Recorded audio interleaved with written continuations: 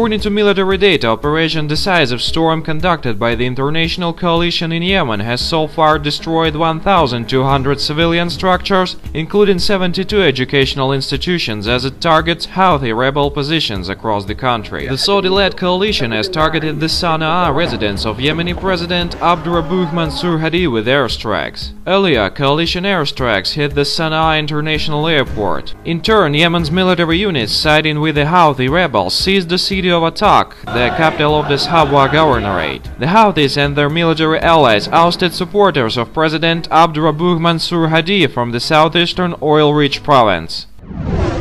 In recent months, Yemen has descended into conflict between several different groups. The main fight is between forces loyal to the beleaguered president Abdurrahman Mansur Hadi and those allied to Zaidi Shia rebels known as Houthis. Yemen's security forces have split loyalties, with some units backing Mr. Hadi and others the Houthis. Both Hadi and the Houthis are opposed by Al-Qaeda and Islamic State terrorist groups. On March 26, a coalition headed by Saudi Arabia with logistical and intelligence assistance from the US launched a military operation against Houthi rebel positions in Yemen.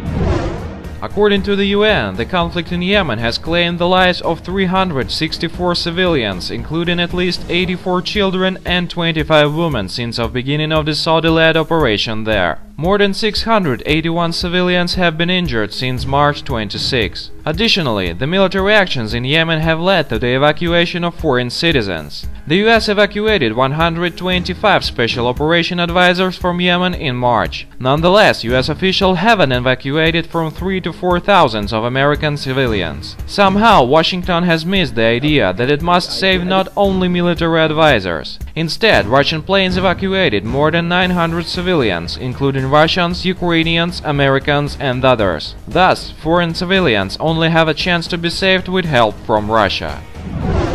Regional conflicts have evoked different reactions within the international community. For instance, the Secretary of the Russian Security Council, Nikolai Patrushev, has stated that a comparative analysis of the US and European reactions to the conflicts in Ukraine and Yemen is uncovering double standards in interpreting state cops. Further, the military campaign in Yemen has signaled a crisis inside international organizations. The military interference had not been sanctioned by the United Nations Security Council, but had started with consent from the United States, Patrushev told Izvestia. As such, the US pushed for military action against the Houthi rebels who fight against Al-Qaeda and the Islamic State in the region. The war against terrorism is an important task for the White House only if it doesn't hamper establishing US-backed regimes in other countries.